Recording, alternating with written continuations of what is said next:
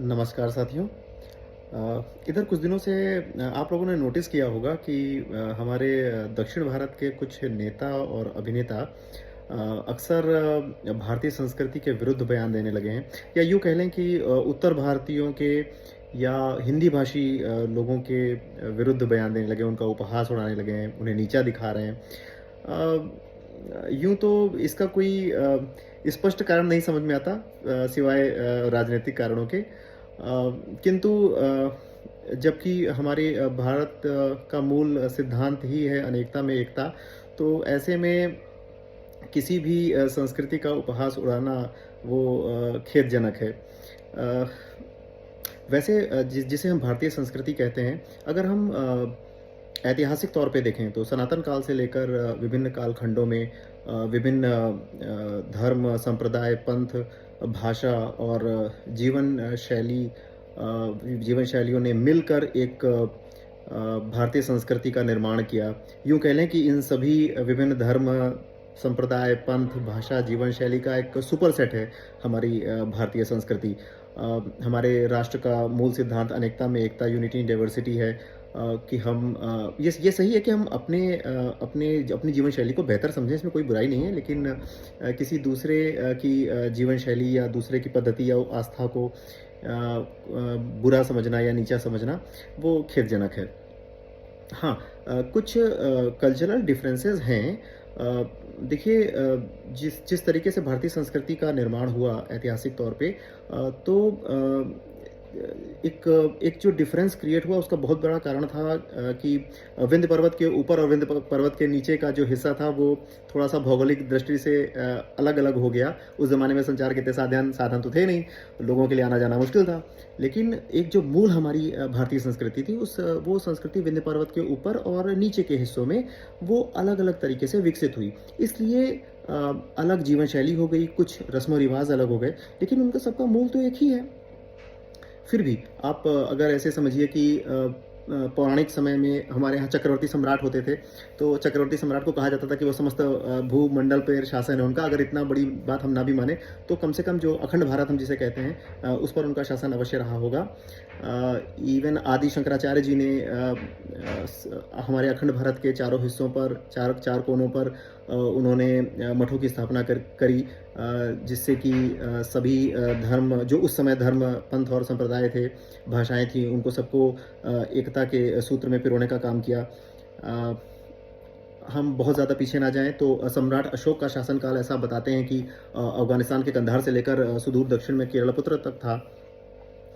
मध्यकाल में बादशाह औरंगज़ेब का शासनकाल जो है वो जो हमारा आज का हिंदुस्तान है उसके करीब 80% हिस्से पर था। तो ये कह देना कि हमारा नॉर्थ और साउथ हमेशा से अलग था, ये गलत है। ये सिर्फ ब्रिटिशर्स ने एक थ्योरी क्रिएट करी डिवीज़न की, जिसके तहत उन्होंने कह दिया कि नॉर्थ साउथ तो अलग ही था हमेशा से, और जो दक्षिण भारतीय थे वो ओरिजिनल इंडियंस थे, और हम आर्यंस जो हैं, जो उत्तर भारतीय हैं, वो बाहर से आए थे।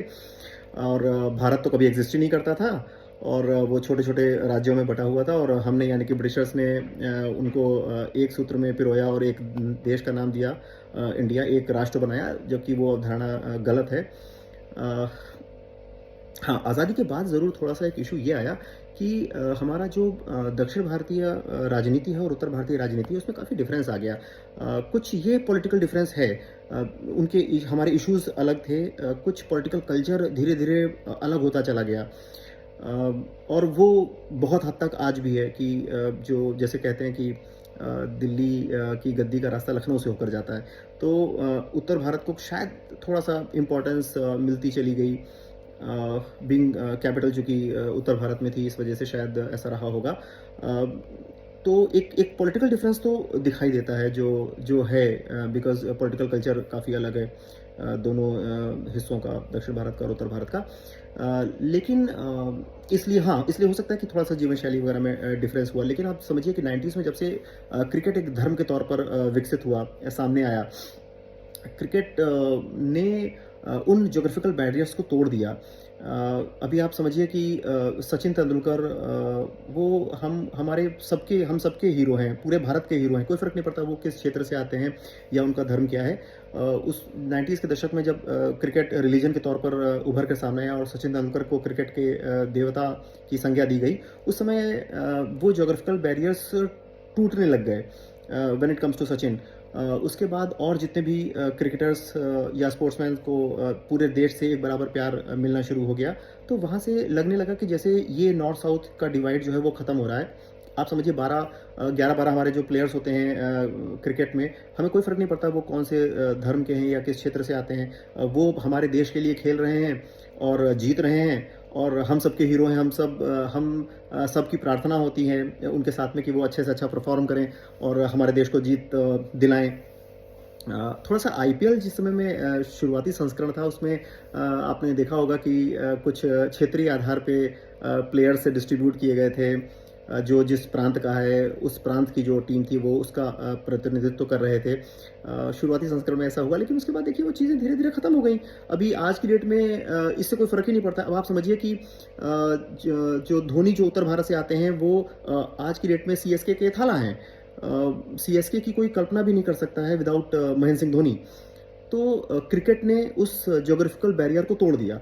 ऐसे ही फ़िल्मों में मतलब आप समझिए कि मुझे याद है शायद लेट 80s और अर्ली 90s में दूरदर्शन पे सप्ताह में 1 दिन क्षेत्रीय भाषा की फ़िल्म आती थी सबटाइटल्स के साथ। 1-2 बार मैंने देखी है। शायद ही उसको कोई देखता होगा क्योंकि लोगों को इंटरेस्ट नहीं था।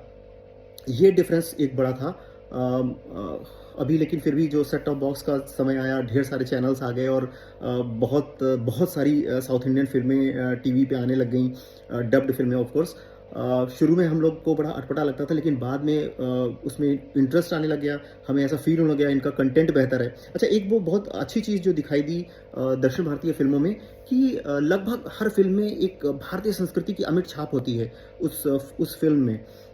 तो लगा कि उसको देखकर ऐसा फ़ील हुआ कि शायद दक्षिण भारत में जो जिसको हम लोग ट्रेडिशनल इंडियन कल्चर कहते हैं वो आज भी उसी तरीके से जीवित है।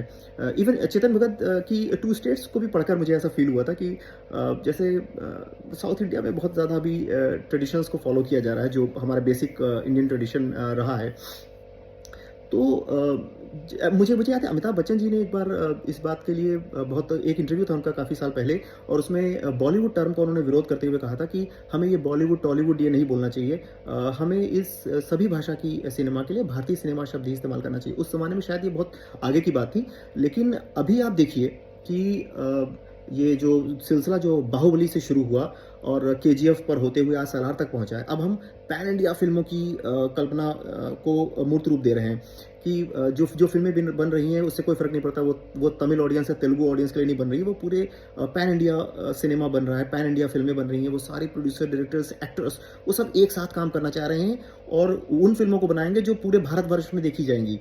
तो इस तरीके से अगर हम देखें तो ये क्रिकेट के फॉर्म से और फ़िल्मों के माध्यम से हम उस पूरे नॉर्थ और साउथ के डिवीज़न के कल्चर को ख़त्म करते चले जा रहे हैं। हमारे लिए वो सारा कुछ एक हो जाएगा। धीरे-धीरे हम एक-दूसरे के बहुत नज़दीक जा रहे हैं, एक-दूसरे को इन्फ्लुएंस कर रहे हैं और बेहतर हो रहे हैं। हमारी यूनिटी स्ट्रॉन्ग हो रही है।